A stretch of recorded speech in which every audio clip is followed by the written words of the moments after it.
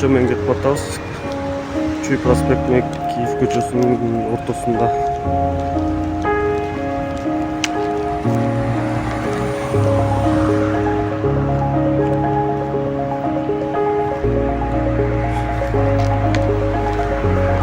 Бул тротуар Союз учурунда калган тротуар окшойт. Эч качан оңголбогондой.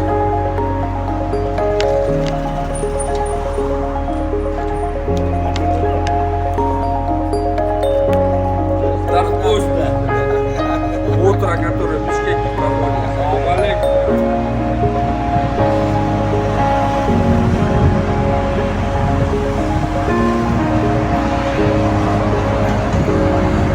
Бул Киев тоголок молдо кесилиши.